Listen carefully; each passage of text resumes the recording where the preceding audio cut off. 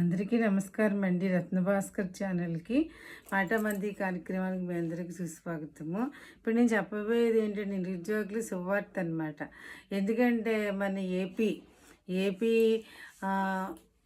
లోకేష్ గారు ఉన్నారు కదంటే ఐటీ విద్యాశాఖ మంత్రి లోకేష్ గారు ఉగాదికి జాబ్ క్యాలెండర్ విడుదల చేస్తామని చెప్పారనమాట. అది నిరుద్యోగుల శుభవార్తే కదా. ఏంటంటే ఇప్పటిదాకా మన రాష్ట్రంలో వివిధ శాఖల్లో ఉన్న ఖాళీలన్నింటినీ కూడా సేకరించి అవన్నీ కూడా తర్వాత నోటిఫై చేసి అవన్నీ కూడాను పోస్టులకి కాల్ చేస్తూ ఉన్నారు. వాటిలో ప్రకటనలు విడుదల చేస్తామని చెప్పారనమాట. ఇది మనందరికీ మన బిడ్డలకి అందరికీ కూడా నిరుద్యోగులుగా ఉన్న అందరికీ కూడా శుభవార్తే కదా. నెక్స్ట్ ఏంటంటే ఇది గవర్నమెంట్ తెలుగుదేశం ప్రభుత్వం వచ్చిన తర్వాత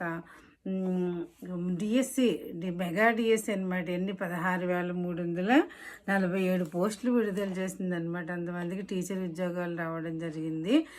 నెక్స్ట్ ఏంటంటే 6,000 మందికి కానిస్టేబుల్ ఉద్యోగాలు ఇవ్వడం జరిగింది. వాళ్ళకి ఏంటంటే ట్రైనింగ్ పీరియడ్లో 4,000 ఇచ్చేవారు, అది ఇప్పుడు 12,000కి పెంచడం జరిగిందనమాట. ఆ తర్వాత ఏంటంటే గ్రూప్ 1 ఈ మధ్యనే కదా గ్రూప్ 1 గ్రూప్ 2 వాళ్ళకి కూడా జాబ్స్ ఇవ్వడం జరిగిందనమాట. ఇంకా ఏంటంటే కంప్యూటర్ది ఇది ఇలా చిన్న పథకాలు ఉన్నాయి. ఆ పథకాలు ఇంకా చాలా పథకాలు ప్రవేశపెట్టారు.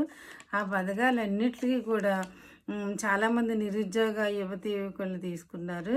ఇదంతా ఎందుకు చేస్తున్నారంటే ఆంధ్రప్రదేశ్లో ఎవరు కూడా చదువుకునే వాళ్ళు ఖాళీగా ఉండకూడదు, నిరుద్యోగులకు అసలు ఉండకూడదని చెప్పేసి నిరుద్యోగ వృత్తి కూడా ఇస్తామని చెప్తున్నారు ఖాళీగా ఉన్న వాళ్ళకి. ఈ విధంగా ఏపీ గవర్నమెంట్ మన అందరి యొక్క ఆశలు తీరుస్తోంది. ఈ విధంగా తీరుస్తున్నందుకు వాళ్ళు కృతజ్ఞతలు తెలియజేస్తున్నాను. Thank you.